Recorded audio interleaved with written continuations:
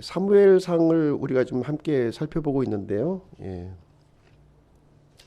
마침내 이제 이스라엘에게 이제 왕이 세워지게 되었죠. 왕이 세워지는 그러한 일이 생겼습니다. 하나님께서 이제 왕을 세워주시는 그 과정이 좀 이제 독특한데요. 독특하게 지금 진행되고 있는데, 어, 잃어버린 나귀를 사용하신 거예요. 잃어버린 나귀를 사용하셔서 이제 이 이스라엘의 왕을 역사의 전면에 이렇게 내세우는 일을 이제 진행하고 있습니다. 사울의 아버지가 이제 어느 날 무슨 이유인지 모르겠지만 나귀를 이제 잃어버리게 되었고요. 사울이 아버지 심부름으로 그 잃어버린 나귀를 이제 찾아다니는 일이 이제 생기게 되었습니다. 아무리 찾아도 이제 나귀를 찾을 수가 없었던 거죠. 온 이스라엘을 이렇게 돌아다녔는데 찾을 수가 없었어요. 그래서 포기하고 이제 집으로 가야겠다는 생각을 하고 있었는데, 뜻밖에도 함께 왔던 종이 이제 제안을 하나 해주게 됩니다. 무슨 얘기냐면, 이 주변에 하나님의 사람이 있는데 그분을 만나게 되면 잃어버린 나귀에 대한 소식을 우리가 들을 수 있을지 모르겠다. 이런 얘기를 이제 해주게 되죠. 사실 이제 보통 이제 이런 말을 하게 되면 이제 좀 흘려버릴 수 있는 이제 그런 말이기도 한데, 이제 사울은 이제 함께 우리가 이제 하나님의 사람을 같이 한번 찾아보자 이렇게 얘기하는데, 공교롭게도 이제 발걸음이 이제 인도가 되는 거예요. 사무엘이라는 그 하나님의 사람을 이제 만나게 되는 일이 이제 발생을 하게 되었습니다. 또 한편 또 이 사무엘 하나님의 사람에게는 또 어떤 일이 있었냐면, 이제 하루 전에 이제 이 베냐민 청년이 한 명 찾아올 것이다. 그렇게 되면 그 청년을 이제 이스라엘의 대장으로 삼아서 이제 기름을 부어주라 하는 얘기를 해주게 됩니다. 그러면서 이 두 사람이 아주 공교롭게 이렇게 우연찮게 이렇게 만나는 일이 이제 발생하게 되는데, 우연한 만남이 아니었다는 거죠. 성경을 쭉 보시게 되면 하나님의 주권적인 이런 개입을 통해서 이렇게 이 만남이 계획적으로 이루어졌구나 하는 것을 이제 우리가 보게 됩니다.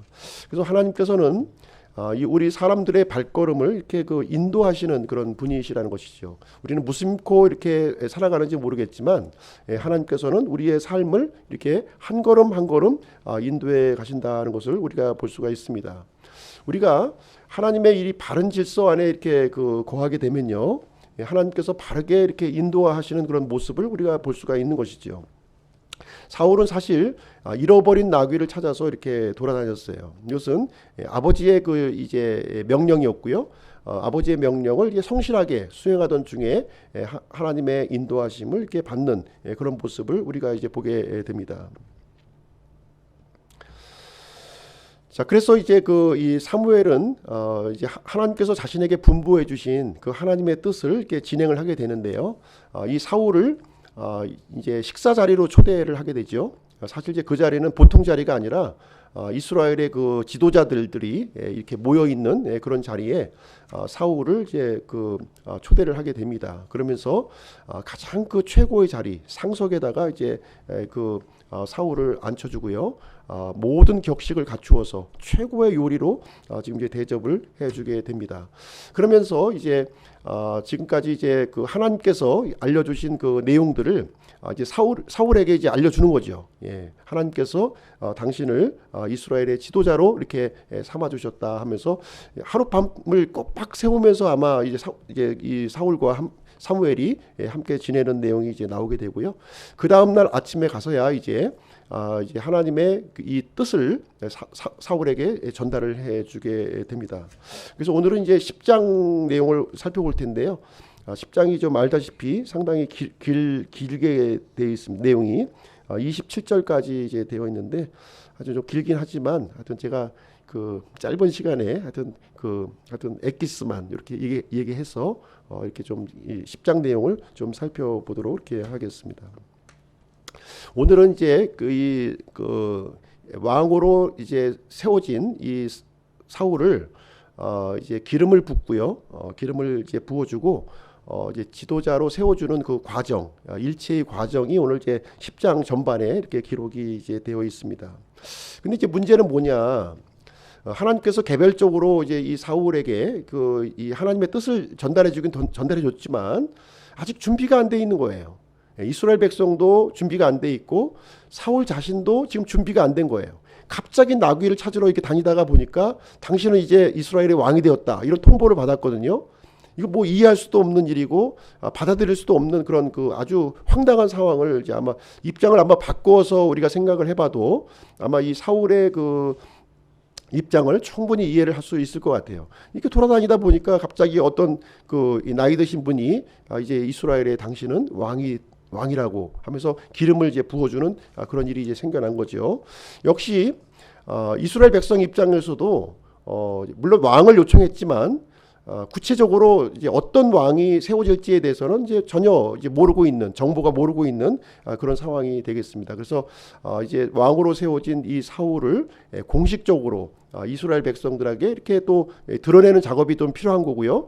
또 이제 당사자인 사울에게도 어떤 확신이 좀 필요한 거죠. 내가 왕이라고 하는, 하나님께서 임명하셨다고 하는 그런 확신이 좀 필요한 건데, 이 두 가지 내용들이 이제 오늘 10장을 통해서 이제 함께 진행되는 그런 내용이다, 이렇게 보시게 되겠습니다. 그래서 오늘 읽었던 이제 그 전반부, 10장의 전반부 내용을 보시게 되면 이제 사울에게 당신이 왕이라고 하는, 이스라엘의 왕이라고 하는 이 확신을 심어주는 그 일이 이제 여기에 이제 기록이 되어 있고요.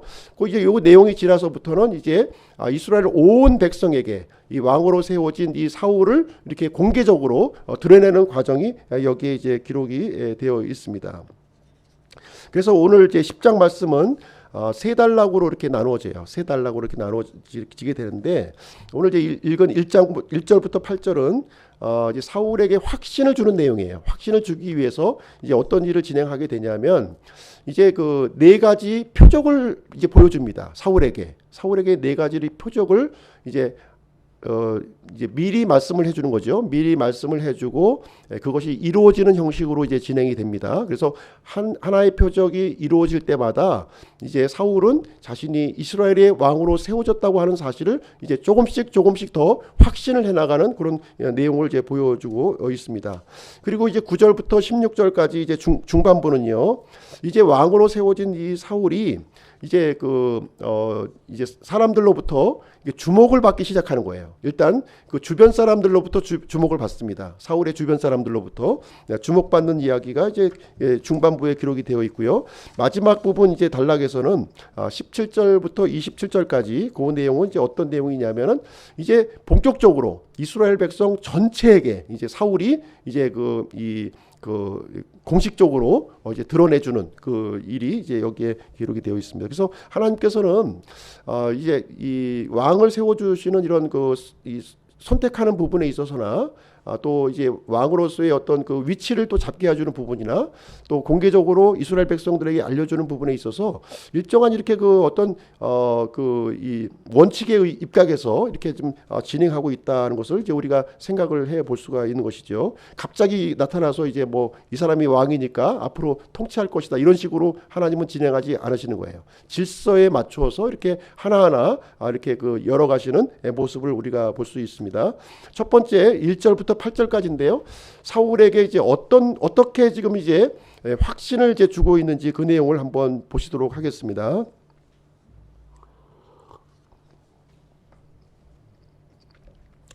1절입니다. 그때 사무엘이 기름 한 병을 취하여 그의 머리에 붓고 그에게 입을 맞추며 이르되, 그것은 주께서 내게 기름을 부으사 자신의 상속 백성을 다스릴 대장으로 삼으셨기 때문이 아니냐. 그래서 사무엘이 사울의 머리 위에다 기름을 이제 부어줬어요. 어떤 기름일까요? 올리브유를 이제 여기서 부어준 것이죠. 이게 기름을 붓다. 이제 기름을 붓다라고 하는 표현이 나오게 되는데, 기름을 붓다 하는 것은 이제 여기서 이제 메시아라고 하는 단어가 나온 거예요. 메시아. 히브리어로는 메시아, 그리스어로는 그리스도, 이런 이제 말이 이제 단어가 이제 나오게 되었습니다. 그래서 사울은 이스라엘에서 최초의 왕이에요. 최초로 기름 부은 왕이 이제 되었다는 뜻이 되겠습니다. 그래서 이 기름을 부었다고 하는 것은 무엇을 의미하냐면 이제 궁극적으로 메시아이신 예수 그리스도를 예표하고 있는 거예요. 사울이 예수 그리스도를 예표하고 있는 것이 아니라 이 기름 부음을 받은 이 왕이라고 하는 직책이 바로 이제 메시아를 예표하고 있다, 이렇게 보시면 되겠습니다. 근데 이 사울의 기름 부음이라고 하는 것은 공개적으로 이루어지지 않았고요. 이렇게 개인적으로 어떻게 보면 사무엘과 사울과 이 단둘이 은밀하게 이제 이루어졌음을 볼 수가 있습니다.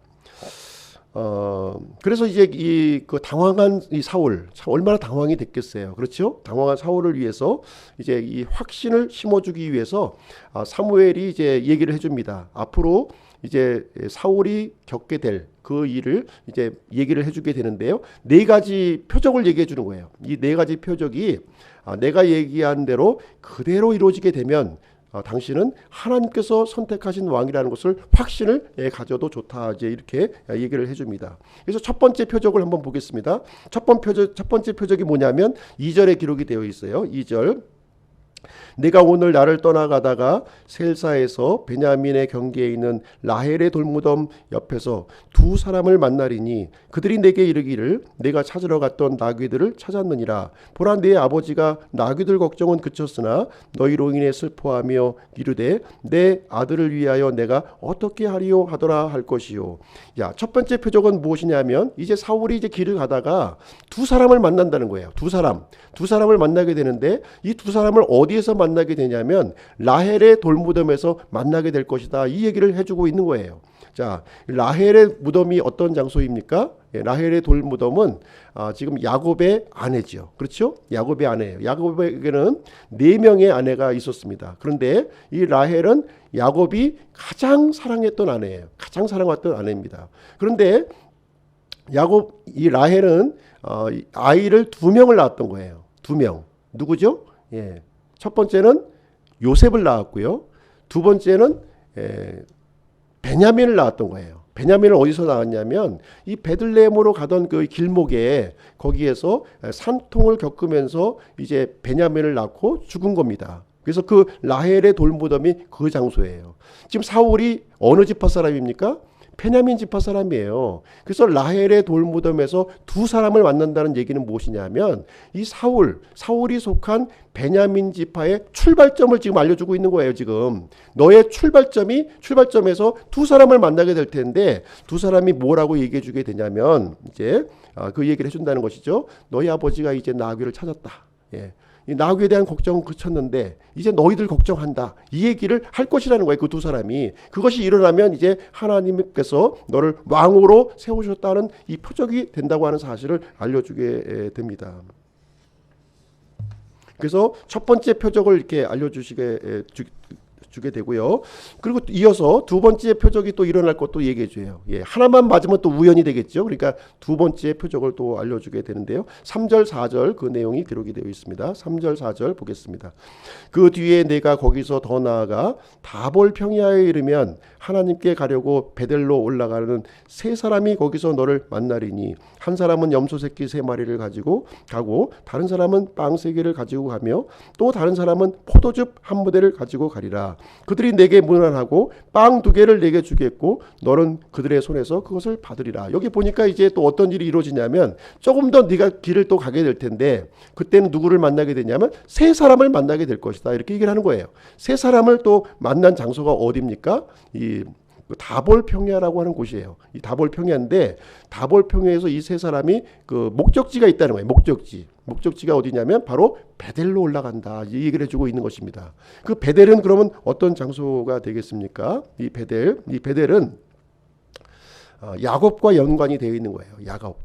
그 야곱이 이제 이스라엘의 조상이잖아요. 그렇죠? 그렇기 때문에 야곱과 연관되어서 얘기를 해주고 있는데 이 베델이라고 하는 장소는 이 야곱이 형 에서의 눈을 이렇게 피해서 도망할 때 외삼촌 라반의 집으로 갈 때 중간에 돌베개를 베고 잤던 그 장소가 있는 거예요. 돌베개를 뱉던 장소가 거기서 이제 무엇을 보게 되냐면 꿈에서 하늘의 사닥다리를 보는 그 꿈을 거기서 보게 됩니다. 그러면서 이제 여기서 내가 하나님을 이제 만나게 되었다 이런 얘기를 하면서 이제 거기 이름을 원래 루스라고 하는 이름이었는데 베델이라고 하는 이름으로 바꿔주는 거예요. 그래서 이 베델 하나님의 집, 그러니까 이 베델이라고 하는 장소는 어떤 장소냐면 바로 이제 이스라엘의 출발점이 되는 그 장소가 되는 거예요. 그렇죠? 이스라엘의 출발점이 되는 그 장소에서 이제 세 사람을 만나게 되는데, 세 사람도 보통 그 일반적인 모습이 아니라 한 사람은 염소 새끼 3마리를 가져가고, 두 번째 사람은 빵 3개를 가지고 가고, 세 번째 사람은 포도즙 한 부대를 들은 채로 만나게 되는데, 그 사람이 당신에게 빵 2개를 또 준다는 거예요. 얼마나 이게 정밀하게 얘기를 해줍니까? 이 일이 만약에 성취가 된다면 하나님께서 당신을 왕으로 세우신 것이다. 이 얘기를 또 해주고 있는 그런 내용이 이제 되겠습니다. 세 번째 표적을 또 이어서 얘기를 해주는 것이죠. 세 번째 표적을 얘기해 주는데 5절 말씀에 또 그 내용이 기록이 되어 있어요. 5절. 그 뒤에 내가 하나님의 산에 이르리니 그곳에는 블레셋 사람들의 수비대가 있느니라. 내가 거기로 가서 그 도시에 이를 때에 비파와 작은 북과 피리와 하프를 앞세우고 산당에서 내려오는 대언자들의 무리를 만날 것이요 그들이 대언하리라. 여기에 보니까 이제 그 어떤 일이 일어나게 되냐면 조금 더 이제 지나가게 되면 이 대언자들의 무리를 만난다는 거예요. 대언자들의 이 무리를 만나는데 그냥 만나는 것이 아니라 이 사람들이 비파와 작은 북과 피리와 하프를 앞세우면서 내려오고 하나님의 말씀을 이렇게 대언하면서 내려오는 모습을 내가 보게 될 텐데, 어디에서 이제 그것을 보게 되냐면 하나님의 산에서 그것을 보게 될 것이다. 이제 이 얘기를 해줍니다. 그럼 이 하나님의 산, 하나님의 산이 어디입니까? 이 하나님의 산은 이제 여기 보시게 되면 이제 기브온 산당으로 이제 이렇게 추론이 되는 그런 장소가 되겠습니다. 기브온 산당. 이제 성전이 아직 지어지기 전이에요. 네, 그렇죠? 성전이 지어지기 전에는 이스라엘 백성들이 예배를 어디서 드렸냐면 주로 산당에서 드린 거예요.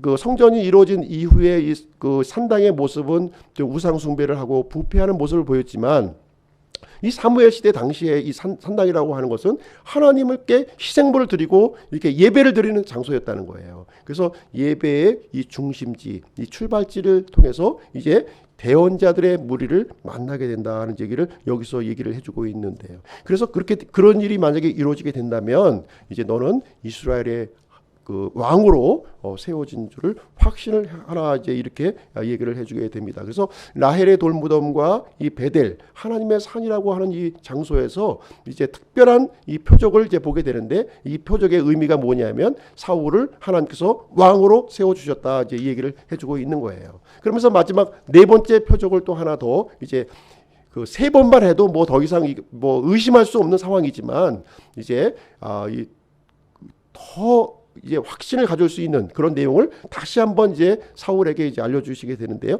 네 번째 표적을 여기서 이제 보여주게 됩니다. 네 번째 표적 6절 7절에 이제 그 내용이 이제 기록이 되어 있습니다. 6절 7절. 또 주의 영께서 내게 임하시리니 너도 그들과 함께 대언을 하고 다른 사람으로 변하리라. 이런 표적들이 내게 임하거든 너는 기회가 생기는 대로 행하라. 하나님께서 너와 함께 하시느니라. 이렇게 얘기하면서 이제 사울에게 이제 그 뭐 오도 가도 할 수 없는 이제 왕으로서의 그 직무가 확연하게 드러졌다고 하는 것을 알려주겠는데, 그 확실한 증거가 뭐냐면 성령님께서 너에게 임하실 거라는 거예요. 예. 그래서 구약 시대에는 성령님의 내주는 없습니다. 내주는 없어요. 위에 임하든가 뭐 이렇게 그 함께 하든가 이런 식으로 임하게 되는데, 사울에게 성령님이 임하게 되고요. 이 사울이 완전히 다른 사람으로 변모한다는 거예요. 뭐 외모가 바뀌었다는 것은 아니고요. 아마 이 속에 있는 이 속 사람이 완전히 새롭게 지금 이 과거의 이 사울의 모습이 아니라 완전히 이 새로운 모습으로 성령님의 임재를 통해서 이렇게 그 믿음으로 무장된 사울의 모습으로 이제 바뀌어지는 그런 모습을 이제 알려주고 있는 것이죠. 그래서 사울은 이 한 가지 표적이 이루어지고 또 이루어짐을 통해서 이제 완전히 새로운 사람으로 이스라엘의 왕의 직무를 수행할 수 있는 그런 사람으로 이제 변모가 되어가고 있는 모습을 우리는 이제 보게 된다는 것을 이제 볼 수가 있습니다. 아직까지 사울에게는요 이렇게 그 하나님이 함께 하시는 왕으로 세워질 당시에는 놀라운 일이 이제 일어나게 되었습니다.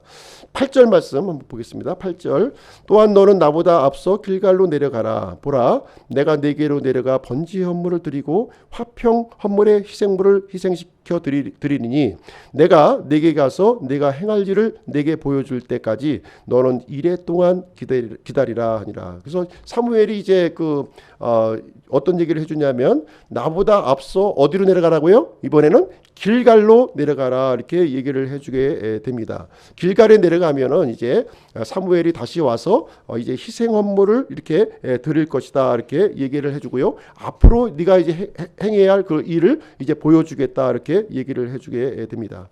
이 길갈이라고 하는 장소도 대단히 이제 중요한 장소죠. 길갈도 대단히 중요한 장소입니다. 어떤 장소냐면 이스라엘 백성들이 이제 출애굽하고 이제 광야를 지나서 이제 요르단강을 이제 건넌 거예요. 요르단강을 건너서 제일 처음에 집결했던 장소가 어디예요? 바로 길갈이라는 거예요.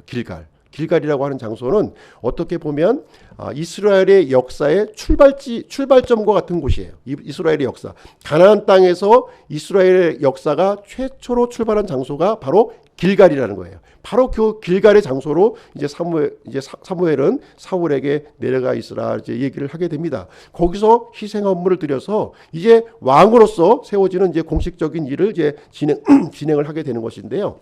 이 길갈은 이제 아시다시피 여호수아서 내용을 보시게 되면 여기에서 이제 유월절을 이제 처음 지키게 되고요. 그리고 또 가나안 땅의 소산물을 처음으로 여기서 먹게 됩니다. 그리고 나서 이제 할례를 또 여기서 행하는 일이 일어나요. 그래서 이 길갈이라고 하는 뜻은 수치가 물러갔다. 그동안에 이제 이집트에 속박이 있었죠. 광야에서 방황하던 그런 사람들이 있잖아요. 그 수치가 모두 이제 굴러가 버리고 이제 그 하나님으로부터 주어지는 이제 유업의 땅을 처음 시작하는 그런 장소가 이제 되겠습니다. 그래서 이제 이 사무엘이 사울에게 이제 어떤 얘기를 하게 되냐면 8절 마지막 부분에 보시게 되면 이래 동안 기다리라는 얘기가 여기 나오는 거예요. 이래 동안. 이게 상당히 좀 의미가 있는 단어가 말이 되겠지요. 사울과 사무엘의 관계를 이제 설명을 해주고 있는 건데요. 지금 이제 분명히 이제 사울은 왕이에요. 이스라엘의 왕입니다. 그럼에도 불구하고 지금 사울과 사무엘의 관계를 지금 이제 설명을 해주고 8절은 설명해주고 있는 그런 이제 내용이 이제 되겠습니다. 사울은 분명히 왕이지만 분명히 알아야 될 사항이 있다는 거예요. 분명히 알아야 될 사항이 뭐냐? 왕으로 세우신 분이 누구예요? 하나님이시라는 거예요. 하나님이시고 또 한 가지 알아야 될 사항은 무엇이냐면 왕이 되었지만 진짜 명심해야 될 것은 무엇이냐면 사무엘의 이 조언을 들어야 된다는 겁니다. 예. 왕이 되었다고 해서 자기 마음대로 모든 것을 자기 마음대로 해서는 안 된다는 거예요. 7일이라고 하는 그 내용을 통해서 7일을 기다리라 이렇게 얘기하는 것을 통해서 7이라고 하는 이 숫자는 하나님의 숫자이고 완전수인 거예요. 그래서 하나님의 뜻을 이렇게 분명한 하나님의 뜻이 확인이 될 때까지 기다리라 이렇게는 얘기를 해주게 됩니다. 우리가 이제 다음부터 이제 또 사울의 얘기를 알아보겠지만 이 왕으로 이렇게 그 등장이 되는 이런 과정은 너무나도 좋았어요. 예, 흠잡을 데 없이 나무랄 데 없이 되었지만 이제 왕으로 세워진 이후에는 이 기다림에 대한 이 부분에 있어서 계속 연속적으로 실패하는 사울의 모습을 우리는 보게 됩니다. 그래서 좋은 모습으로 왕으로 세워졌지만 우리가 이제 이 사울의 결말이 안 좋게 지금 이제 마무리되는 것을 볼 수가 있죠. 이것을 우리가 사자성어로 뭐라고 그러나요? 사자성어 우리가 잘 쓰는 말이 있는데 용두삼이라고 그러는 거죠. 용두. 사울은 용두삼이가 된 거예요. 용두삼이. 자, 이제 두 번째 단락을 한번 볼 텐데요. 두 번째 단락은 9절부터 16절까지예요. 9절부터 16절까지인데 이제 왕으로 이렇게 세워졌고요. 이제 확신을 이제 갖게 되었고요. 그리고 새로운 사람으로 완전히 이제 변모가 되었습니다. 요 사실을 누가 제일 먼저 알아차렸을까요? 예, 사울의 주변 사람들이 제일 먼저 알아차리는 거예요. 예, 주변 사람들의 이제 이야기가 나오는데 거기에 보시게 되면 사울의 이제 변한 모습을 보고서 예전의 모습과 조금 달라진 모습, 뭔가 좀 이상한데 하는 모습을 보면서 거기에 대한 표현을 이렇게 뉘앙스가 좀 이제 배어나는 세 가지 질문이 거기서 나오게 됩니다. 세 가지 질문을 한번 보겠습니다. 11절 말씀인데요. 11절 말씀을 보시게 되면 이렇게 나오고 있습니다.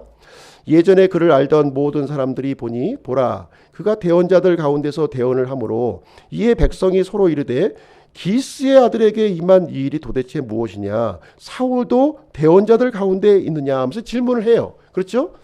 이게 뭔가 좀 얘가 좀 이제 좀 달라진 거예요. 그렇죠? 예. 그런 거 느끼지 않습니까? 우리도 이제 처음에 예수님을 믿는 순간 뭐 얼굴 색깔도 안 바뀌었고 뭐 똑같은데 뭔가 좀 바뀐 것 같은 그런 느낌을 갖는 뉘앙스가 있는 거죠. 사울에게 그 일이 이제 일어났다 이제 이 얘기를 해주고 있는 내용이 이제 되겠습니다. 좀 이제 비아냥거리는 식이에요. 이게 뭐 사울을 칭찬하는 내용은 아니고 너 좀 뭔가 좀 지금 뭐 이상하네 이런 뜻의 표현이 되겠습니다. 12절도 한번 볼게요. 12절 같은 장소의 한 사람은 대답하여 이르되 그런데 그들의 아버지가 누구냐 하니라. 그러므로 그것이 속담이 되어 사울도 대언자 가운데 있느냐 이렇게 얘기하고 있습니다. 네, 그래서 이제 아버지까지도 거론하는 거예요. 사실 분명히 이제 사울은 지금 이제 이 베냐민 지파 그쪽에 있었던 자기가 잘 익숙하게 알던 사람인데 아버지도 알고 있는데 도대체 지금 하는 행동으로 보아서는 알 수 없는 지금 행동을 지금 하고 있다. 이제 이렇게 어떻게 보면 조소에 섞인 지금 말을 지금 이제 하고 있다 이렇게 볼 수가 있겠습니다.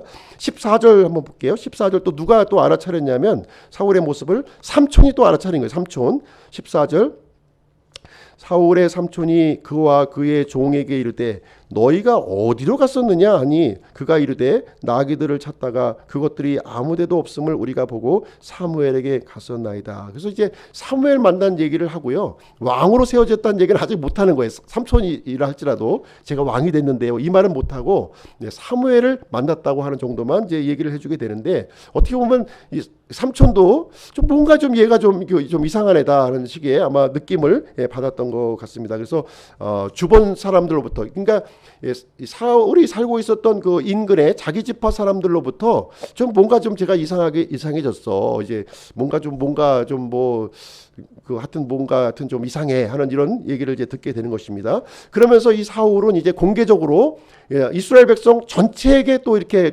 이제 드러나게 세워지는 장면이 17절부터 27절까지 이제 기록이 되어 있는 상황이 되겠습니다. 17절부터 19절 한번 제가 읽어드릴게요. 17절부터 19절. 사무엘이 백성을 불러 미스바로 주께로 함께 오게 하고 이스라엘 자손에게 이르되 주 이스라엘의 하나님께서 이같이 말씀하시기를 내가 이스라엘을 이집트에서 데리고 올라오고 너희를 이집트 사람들의 손과 모든 왕국의 손과 너희를 학대하던 자들의 손에서 건져내었느니라 하시거니와 이날 너희는 너희의 모든 곤견과 환난으로부터 너희를 친히 구원하여 내신 너희 하나님을 버리고 그분께 이르기를 아니니이다 오직 우리를 다스릴 왕을 세우소서 하였도다. 그런즉 이제 너희 지파대로 수천 명씩 너희 자신을 주 앞에 보이라 하고 그래서 사무엘이 이제 이스라엘 온 백성들을 지금 불러 모은 거예요. 어디로 불러 모았습니까? 바로 미스바라고 하는 장소에서 지금 이제 불러 모으는 이야기가 거기에 기록이 되어 있어요. 이 미스바는 어떤 장소였어요? 처음에 이제 사무엘이 세워졌을 당시에 이스라엘 백성들이 이제 하나님을 구하는 일이 있었는데 그때 이제 미스바에 이제 사무엘이 집합시켜 가지고 거기서 이제 죄를 회개하고 오직 하나님만 섬기겠다고 자백하는 그런 회개 운동이 일어났던 그 장소가 바로 미스바였어요. 그래서 이제 지금 사무엘은 나이가 많이 들었죠. 많이 들은 상태에서 지금 이제 다시 한번 미스바로 이스라엘 백성들을 모으고 있는 장면이 되겠습니다. 그러면서 어떤 얘기를 해주냐면 과거 역사 얘기를 해주는 거예요. 이스라엘의 하나님께서 너희들을 이집트 땅에서 구출해냈고 지금 이 시방까지 너희들 이 주변 민족으로부터 하나님께서 너희를 친히 보호해주고 구출해 주셨다. 그렇지 않냐? 그럼에도 불구하고 너희들이 하나님 섬기기를 거부하고 너희들이 왕을 이렇게 세우려고 하는 그런 상황에 놓여지게 되었다 하는 지금의 스토리를 쭉 얘기를 해주면서 이제부터 이스라엘 백성들을 다스릴 인간 왕을 이제 내가 세워주겠다 하는 이제 그 일이 여기서 진행이 됩니다. 그러면서 이제 그 내용을 쭉 이제 살펴보시면 아시겠지만 이스라엘의 지파를 쭉 나오게 하는 거예요. 나오게 해서 이제 제비 뽑기를 이제 진행하는데 그때 뽑힌 지파가 누구였어요? 예, 베냐민 지파가 뽑힌 거예요. 베냐민 지파가 여기서 이제 뽑히게 되었습니다. 그리고 또 이제 이 베냐민 지파 중에서 또 이제 집안을 또 뽑아야 될 거 아니에요. 집안을 쭉 또 이제 뽑기 하니까 어떤 집안이 뽑혔어요? 마드리 가문이 뽑힌 거예요. 마드리 가문은 바로 이제 사울이 속한 그 가문이 되는 겁니다. 그 가문이 또 뽑힌 거예요. 또 그 가문 중에서 사람을 또 쭉 지나가게 해서 또 이 사람을 딱 뽑으니까 누가 걸렸어요? 바로 사울이 당첨이 딱 된 거예요. 사울이 당첨됨으로 말미암아 온 이스라엘의 백성으로 세워질 사람이 바로 이 사울이 되었다고서 이제 이스라엘 전 백성 앞에서 공표하는 내용이 이제 거기에 이제 기록이 되어 있습니다.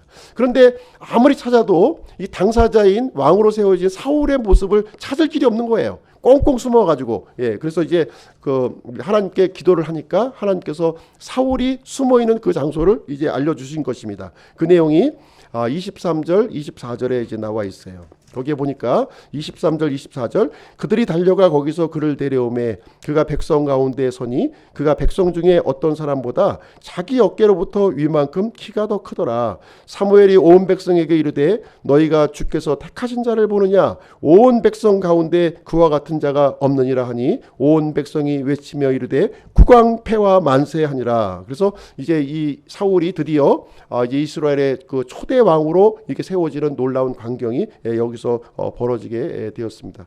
오늘 제 10장 말씀을 이제 함께 살펴보았고요. 이 10장 말씀을 통해서 우리가 좀 적용할 교훈 몇 가지를 좀 말씀을 드리도록 하겠습니다. 첫 번째로 우리가 생각할 것은 무엇이냐면 이 왕을 세우시는 주체가 누구냐면 바로 하나님이시라는 거예요. 왕을 세우시기도 하시고 왕을 폐하시기도 하는 분은 하나님이시다. 이 사실을 여기서 우리에게 가르쳐주고 있는 내용이 되겠습니다. 물론 이스라엘 백성들이 요구해서 왕을 세워주셨어요. 왕을 세워주셨지만 여전히 이스라엘을 통치하고 다스리시는 분은 하나님이시다는 사실을 분명히 여기서 얘기를 해주고 있습니다. 그래서 왕은요 절대로 자신의 욕심과 자신의 뜻대로 이스라엘을 다스려서는 안 되는 것이죠. 그래서 하나님의 뜻을 구하고 사무엘의 조언을 받아서 이스라엘을 다스려야 될 그런 직무에 놓여져 있다는 것을 여기서 알려주게 됩니다. 만약에 이제 하나님의 뜻을 거부하고 하나님을 섬기기를 거부한다면 왕의 자리로에서 쫓겨날 수 있는 그런 위치에 놓이게 되었음을 알려주고 있습니다. 두 번째로 우리가 이제 적용할 교훈은 무엇이냐면 왕은 대언자의 가르침을 받아야 된다는 거예요. 물론 이 왕 위에 하나님이 계신 것도 우리가 알아야 되지만 이 그 대언자로부터 실질적인 조언을 대언자로부터 받아야 될 것을 여기서 얘기를 해주고 있습니다. 그래서 하나님께서는 이렇게 이스라엘 그 왕을 왕정 제도를 비록 이렇게 세워주셨지만요, 그럼에도 불구하고 이 대언자들을 이렇게 보내주셔서 하나님의 뜻을 이렇게 알려주신 거예요. 그리고 이스라엘 백성들이 그 멸망하기 직전에는 가장 많은 대언자들이 그때 집중적으로 하나님께서 보내주셔가지고 이 그 잘못된 길에서 우상 숭배의 길에서 이렇게 돌이킬 것을 이렇게 촉구하는 내용이 성경에 이제 기록이 되어 있는 것입니다.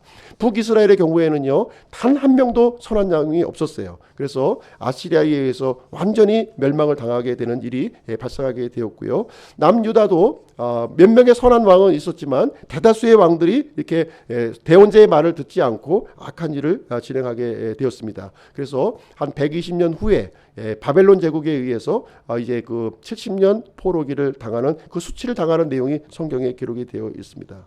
하나님께서는 여전히 오늘날에도 말씀을 통해서 우리에게 경고하고 가르치시는 분이시다 하는 것을 우리에게 얘기를 해주고 있습니다. 말씀으로 돌아가지 않으면 이스라엘과 같이 이렇게 이렇게 그 수치스러운 그런 결과를 운명을 맞이하게 될 것을 경고하고 있는 내용이 되겠습니다. 세 번째로 7일을 기다리라 이렇게 얘기를 했죠. 사무엘은 분명히 그 사울에게 7일을 기다리라 이렇게 얘기했습니다. 이 7이라고 하는 숫자는 완전수예요. 하나님의 숫자입니다. 그래서 우리는 이 하나님의 뜻을, 이 온전한 뜻을, 인내함을 가지고 하나님의 뜻을 구해야 된다 하는 것을 우리에게 가르쳐 주고 있습니다. 사실 이제 사울의 경우에는 이렇게 하나님의 뜻을 왕으로 세워진 이후에, 왕으로 세워지기 전까지는 이렇게 좀 겸손하고 이렇게 또 이게 신실한 모습을 보였지만, 왕으로 세워진 이후에는 하나님의 말씀을 온전히 이렇게 순종하지 아니하고 하나님을 이렇게 존중하지 못하는 그 사울의 모습을 우리는 이제 보게 되는 것입니다. 결론을 내리도록 하겠습니다. 하나님께서는요, 왕의 직무를 주실 뿐만 아니라 왕의 직무를 수행할 수 있도록 그 능력까지도 주시는 분이시다 하는 것을 우리에게 말씀을 해주고 있습니다. 그래서 하나님께서는 이렇게 우리의 발걸음을 하나님께서는 이렇게 인도하고 계시는 분이시고요. 하나님과의 바른 질서에 있을 때에는 하나님께서 올바른 길로 우리를 인도해 주시게 됩니다. 그러나 하나님과의 바른 질서에 놓여져 있지 않을 때에는 우리는 하나님의 인도를 받지 못하고 잘못된 길로 우리는 빠져나갈 수 있음을 우리에게 경고를 해주고 있습니다. 그래서 우리들은요, 우리 구원받았다 할지라도 이렇게 하나님의 부르심에 이렇게 합당한 그런 삶을 살아가는 그런 저희 그 기쁨교회 성도님들이 되시기를 주님의 이름으로 축복을 드립니다.